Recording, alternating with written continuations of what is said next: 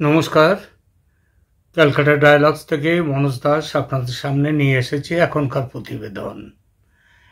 বিষয়, আওয়ামী লীগ বাংলাদেশ জুড়ে কর্মসূচির ডাক দিয়েছে, সেই প্রসঙ্গ, সেটার সাফল্য, ব্যর্থতা ইত্যাদি নিয়ে একটি আলোচনা।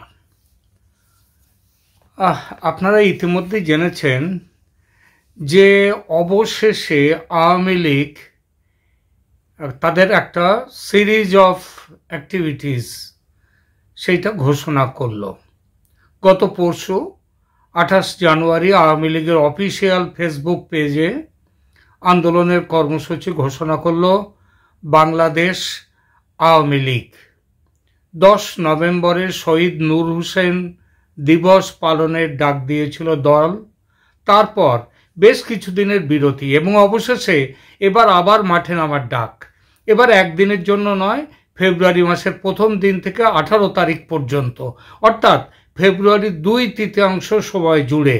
এবং শুধু যে ওই দিনেই শেষ হবে আন্দোলন তা নয়, এরপর যত যাবে দিন আওয়ামী লীগ ততই নতুন নতুন কর্মসূচি ঘোষণা করবে, এটা লিখে নেওয়া যায়।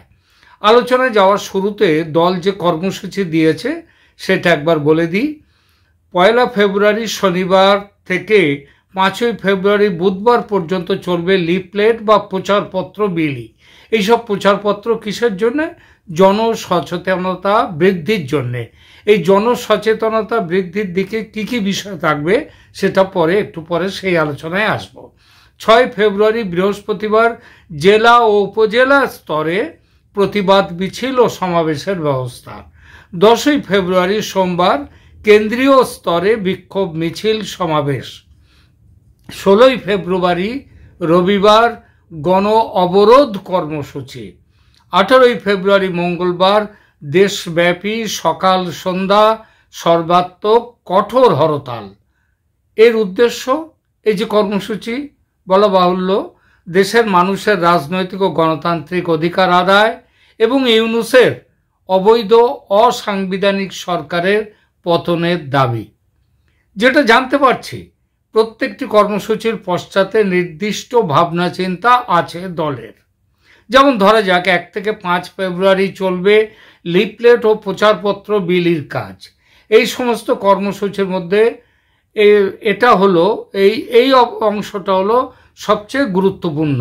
মানে একটা বাড়ির ভিত তৈরি করতে গেলে ভিতটা শক্ত হলে যেমন বাড়ি শক্ত হবে, আর ভিত দুর্বল হলে যেমন বাড়ি দুর্বল হয়ে যায়, ঠিক তেমনিভাবে এই পুরো আন্দোলনের যে কর্মসূচি ঘোষণা করা হয়েছে সেই কর্মসূচির মধ্যে এই বিষয়টি সবচেয়ে গুরুত্বপূর্ণ, যে জনসচেতনতা বৃদ্ধি।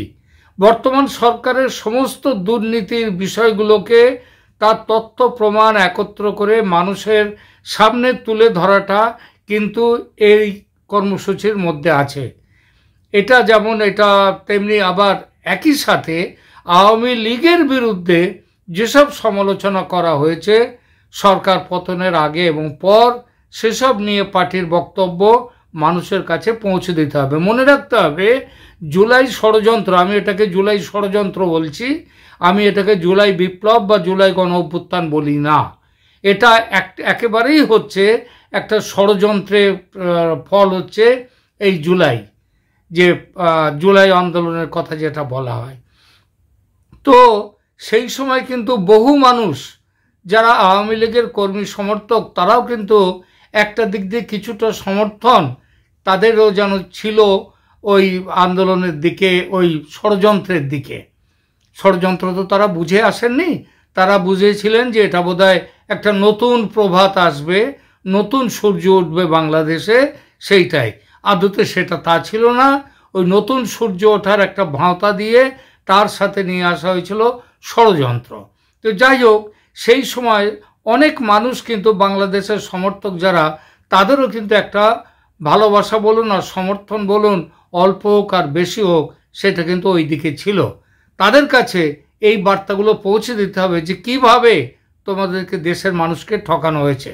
ইউনূস সরকারের দুর্নীতি সীমাহীন, ব্যর্থতা চূড়ান্ত, সরকারের সমস্ত বিভাগে ঘুষের রাজত্ব, চাকরি পাওয়া, চাকরিতে ট্রান্সফার, পোস্টিং সব কিছু চলছে টাকার বিনিময়ে। এমনকি ডিএম জেলা শাসকদের পর্যন্ত সেখানেও দর উঠে, সেখানে বিশাল টাকার বিনিময়ে তাদের পোস্টিং শুরু হয়েছে এবং এটা নিয়ে কমিশন পর্যন্ত বসে গেছে।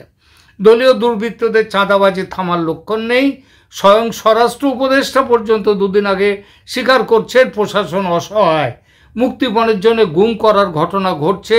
আচ্ছা, দুদিন আগে আমার জানাশোনা এক পরিবারের এক সদস্যকে গুম করার চেষ্টা হলো। রাতে ঘরে ফেরার পথে তার গাড়ি থামালো এক দল, নিজেদের পরিচয় দিল গোয়েন্দা পুলিশ হিসেবে, বলল তাদের সঙ্গে যেতে হবে।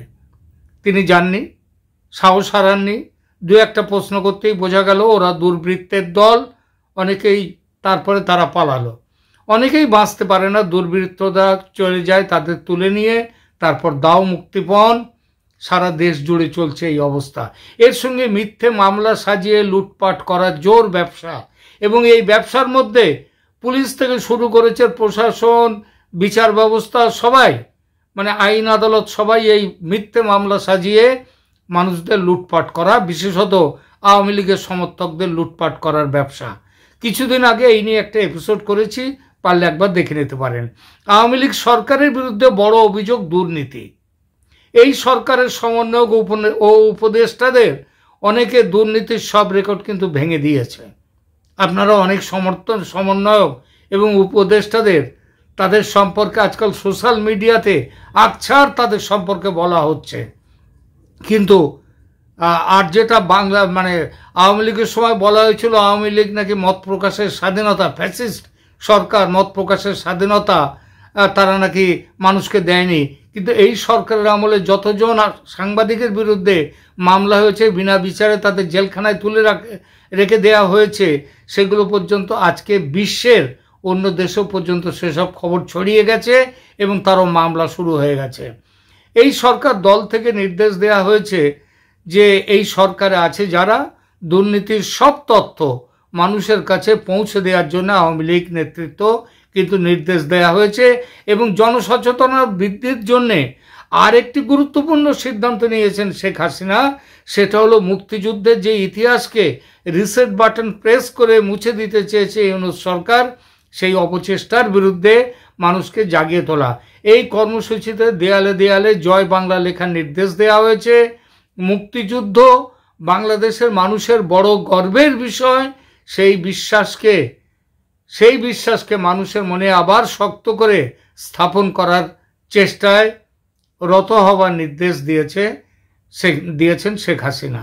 প্রচার আন্দোলনের সাফল্যের ওপর কিন্তু নির্ভর করবে পরের ধাপের আন্দোলনগুলো। বলা বাহুল্য, শুধু কর্মসূচি দিয়ে দিলেই হয় না, তা সফল করতে গেলে অনেক কাঠখড় পোড়াতে হয়। বিশেষত বাংলাদেশে আওয়ামী লীগের বর্তমান যে অবস্থা, সেই অবস্থায় তো এই মানে কাঠখড় আরও বেশি করেই পোড়ানোর দরকার। স্বভাবতই বড় জিজ্ঞাসার চিহ্ন ওঠে আওয়ামী লীগের এই কর্মসূচি কতখানি সাফল্য পাবে সেই বিষয়ে। গত 6 মাস ধরে দল রাস্তায় নামতে পারেনি, নেতারা আত্মগোপন করে আছেন। কয়েকদিন আগে শেখ হাসিনার স্বরাষ্ট্রমন্ত্রী ভারতের দ্য ইন্ডিয়ান এক্সপ্রেস পত্রিকায় এক সাক্ষাৎকারে স্বীকার করেছেন দলের 1/3 বা দেশ ছেড়ে বাইরে পালিয়ে আসতে বাধ্য হয়েছেন এবং দেশের মধ্যে নেতৃত্বের অভাবে কিন্তু দল ভুগছে। নেতাদের অনেকেই দেশ ছাড়া। এই অবস্থায় এত বড় কর্মসূচির নেতৃত্ব দেবে কে? দেশের সাধারণ মানুষের মধ্যে আওয়ামী লীগের প্রভাব এখনো যথেষ্ট, একথা অনস্বীকার্য। একথা বিএনপির অনেক নেতা এবং শুধু তাই না, অনেক যারা কি বলবো একেবারে কোনো দলীয় সাংবাদিক নন, মানে একেবারে সে গদি মিডিয়া বলতে যা বোঝায় তা যে যারা নন, তারাও কিন্তু বলেন দেশের মানুষের মধ্যে আওয়ামী লীগের প্রভাব এখনো যথেষ্ট। কিন্তু সবচেয়ে বড় প্রশ্ন, ভয় কাটিয়ে মানুষ কি নামতে পারবে রাস্তায়? ইউনূস সরকারের জনসমর্থন নেই, এটা নিঃসন্দেহ, কিন্তু সরকারি মেশিনারি আছে তাদের হাতে, দুর্বৃত্ততন্ত্রের মালিকানা তাদের হাতে। 10 নভেম্বরে নূর হোসেন দিবসে কিভাবে গুন্ডা নামিয়ে বানচাল করা হয়েছিল, আওয়ামী লীগের একটি প্রাথমিক যে প্রচেষ্টা, ওইটা ছিল প্রথম প্রচেষ্টা অন্তত জনসমক্ষে আসার। সেদিনের প্রোগ্রাম, সেটা বানচাল হয়েছিল, বানচাল করেছিল এবং তার জন্যে কত কি করেছিল এই সরকার। এমনকি বিএনপিও কিন্তু সেদিন এই সরকারের সাথে ছিল, আওয়ামী লীগের কর্মীদের উপর ঝাঁপিয়ে পড়েছিল। 28 তারিখ সন্ধ্যায় আওয়ামী লীগ তাদের কর্মসূচি দেয় এবং আশ্চর্য, ওই একই দিনে সন্ধ্যায় বিএনপির স্থায়ী কমিটিও সিদ্ধান্ত নেয় সরকারের বিরুদ্ধে আন্দোলন করবে এবং তারাও সেটা করবে ওই ফেব্রুয়ারি মাসেই। আচ্ছা, এই যে ফেব্রুয়ারি মাসে আওয়ামী লীগ রাস্তায় নামছে এবং সঙ্গে বিএনপিও রাস্তায় নামছে, এর কারণটা কি? অনেকেই বলছেন যে এটা দুই দল একসাথে মিলেমিশে একটা ভেতরে ভেতরে আঁতাত হয়েছে। আমার মনে হয় এসব আঁতাত কিছুই নয়। আসলে বিএনপি আওয়ামী লীগকে ফাঁকা মাঠ ছাড়বে না। অনেকেই ভাবতে পারেন এটাকে লীগ আর বিএনপির ওই যে বললাম যৌথ আন্দোলনের ইঙ্গিত। আমাদের অনেকেরই ধারণা এবং আমারও ধারণা সেটা ব্যক্তিগতভাবে, আওয়ামী লীগকে রাস্তায় নামতে দেয়া হবে না বলেই বিএনপি রাস্তায় নামতে দেয়া হবে না, কারণ সরকার রাস্তায় নামতে দেবে না, সরকারের গুন্ডারা রাস্তায় নামতে দেবে না। কিন্তু বিএনপি রাস্তায় নামলে তাদের বাধা দেয়া হবে না। ফলে বিএনপির মিটিং মিছিল লোকে লোকারণ্য হবে আর আওয়ামী লীগের আন্দোলনে লোক দেখা যাবে না। ফলে প্রচারের সুবিধা হবে যে মানুষ আর শেখ হাসিনার সঙ্গে নেই, মানুষ আওয়ামী লীগের থেকে মুখ ফিরিয়ে নিয়েছে। তো এই যে একটা প্রচার করার যে সুযোগ দেয়া হলো কি না, এটাও কিন্তু খুব একটা ভাবনার কথা।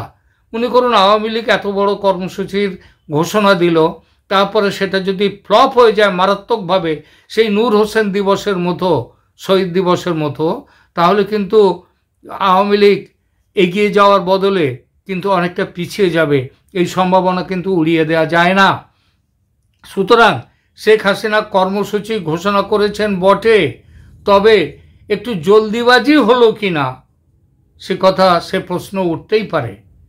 কিন্তু আমরা ওই জন্যেই, আর সেটা সত্যি হলে আওয়ামী লীগের পক্ষে সমর্থনের নদীর যে ধারাটা, যেটা আমরা ভাবছিলাম ফেব্রুয়ারি মাসে, অন্তত আওয়ামী লীগ নেতৃত্ব ভাবছেন ফেব্রুয়ারি মাসে সমর্থনের নদীর ভরা কোটালে ভেসে যাবে বাংলাদেশ।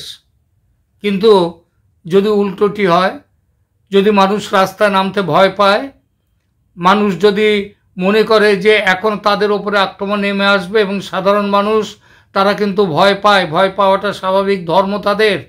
এরা তো সেই ছাত্র জনতার মতো ভাড়াটে গুন্ডাদের নিয়ে এসে করেনি, কিংবা ওই যে সব তারা নিজেরাই তো নিজেদের ওপর গুলি চালাবার মতো লোক নয়। গুলি চালিয়েছিল যেটা আওয়ামী লীগের লোক, মানুষজন তো তা করতে পারবে না।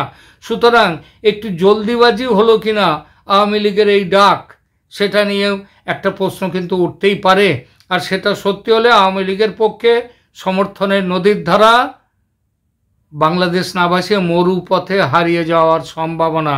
সেই রবি ঠাকুরের গানের কথা ধার করেই বলি যে মরুপথে নদী মরুপথে হলো ধারা।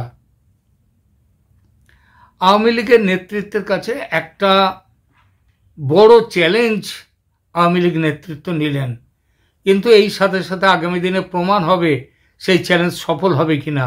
একটাই এখানে আসার কথা যে রাস্তায় না নামলে, একটা হেমন্ত মুখোপাধ্যায়ের একটা গান আছে, বিখ্যাত গান, পথে এবার নামো সখা, পথে হবে পথ চেনা। পথে না নামলে পথ চেনাটা হয় না, পথে নামলে তবেই এগিয়ে যাওয়ার সাহসটা তৈরি হয়। ঘরে বসে থাকলে এগিয়ে যাওয়ার সাহস তৈরি হয় না। হয়তো এই বিশ্বাস থেকে আজকে আওয়ামী লীগ এই ডাক দিয়েছেন। আর সাধারণ কর্মীদের, তাদের যেমন এই ডাক সফল করার জন্য তাদের সর্বস্ব ত্যাগ করতে হবে, তাদের এগিয়ে আসতে হবে শেখ মুজিবরের স্মৃতিকে রক্ষা করবার জন্যে, বাংলাদেশের গর্বের সেই ৭১কে রক্ষা করার জন্যে মানুষকে এগিয়ে আসতে হবে। এই আশা নিয়ে এবং এই নদীর গতি যেন মরুপথে না হারিয়ে যায়, সেই আশা নিয়ে আজকের এই বক্তব্য এখানেই শেষ করছি। ভালো থাকবেন, ধন্যবাদ।